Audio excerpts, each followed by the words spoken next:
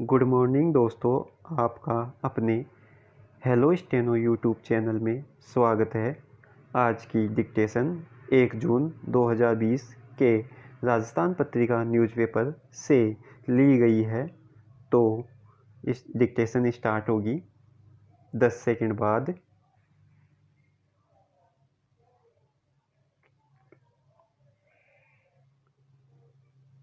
Start. राष्ट्रीय अस्मिता को नहीं बांटा जा सकता विराम, जब अपने राष्ट्रगान में हम भारत भाग्य विधाता का उद्घोष करते हैं तो उसी शान से अपने देश को सिर्फ भारत क्यों नहीं कहे विराम। पैरा।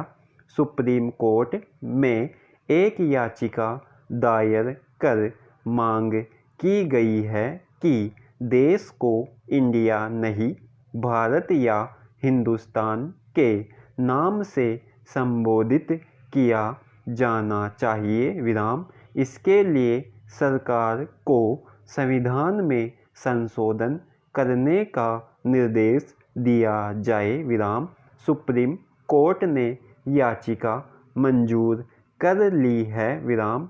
इस पर 2 जून को सुनवाई होगी विराम।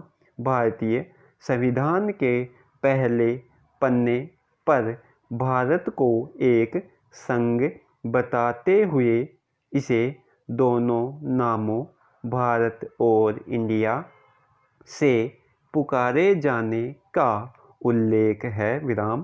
प्राचीन काल में उस बड़े भूभाग को भारतवर्ष कहा जाता था जिसमें आज के भारत के अलावा पाकिस्तान, अफगानिस्तान, बांग्लादेश, नेपाल, उत्तर पश्चिमी तिब्बत समेत कई और देश शामिल थे विराम। कालांतर में नए देश उभरते गए और भारतवर्ष से वर्ष का लोप हो गया विराम। संस्कृत में भारत का अर्थ अग्नि भी है, जो सहन करने के साथ साथ भार उठाने की प्रतीक है विराम। विदेशियों के आगमन के बाद शायद सिंधु घाटी सभ्यता और सिंधु नदी के कारण भारत को इंडिया भी कहा जाने लगा विराम। अंग्रेजों के शासनकाल में तमाम सरकारी कामकाज इंडिया नाम से होते थे विराम।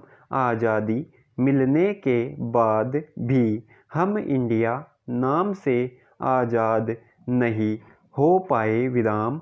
भारत और इंडिया को लेकर कई बार सवाल खड़े होते रहते हैं कि जब हर भाषा में अमेरिका को अमेरिका, चीन को चीन, जर्मनी को जर्मनी और जापान को जापान कहा जाता है, तो भारत अंग्रेजी में इंडिया क्यों हो जाता है विराम।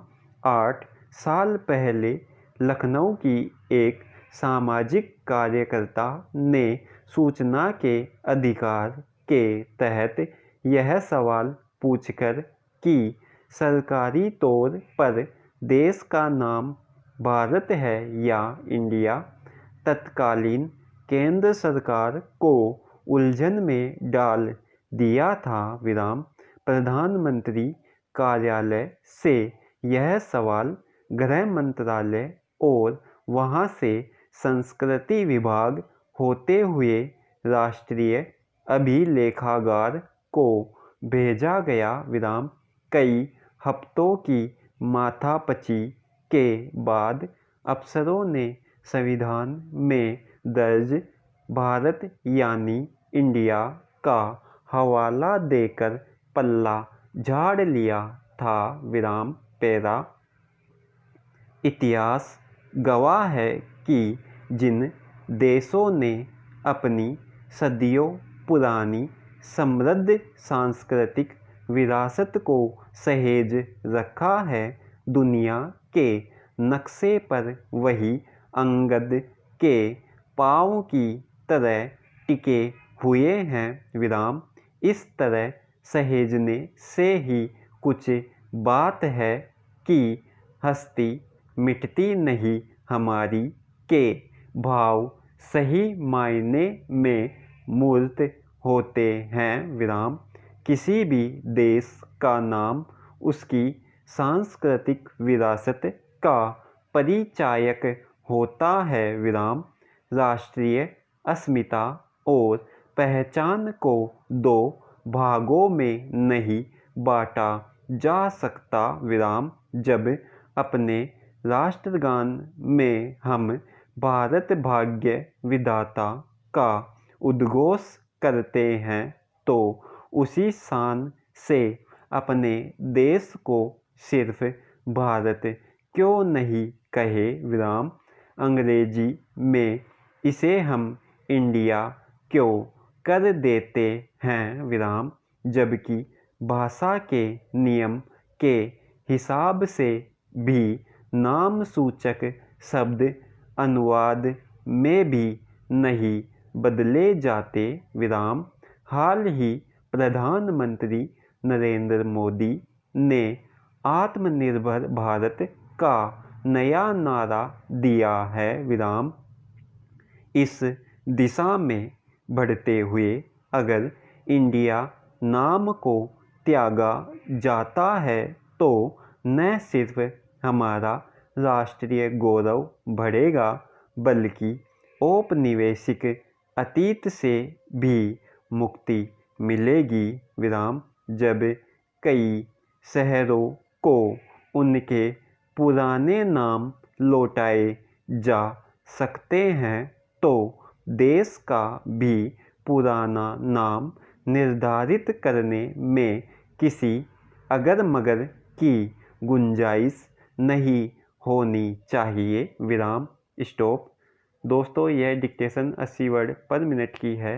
अगर ये डिक्टेशन आपको अच्छी लगी हो तो इस चैनल को सब्सक्राइब करें, लाइक करें और शेयर करना ना भूलें।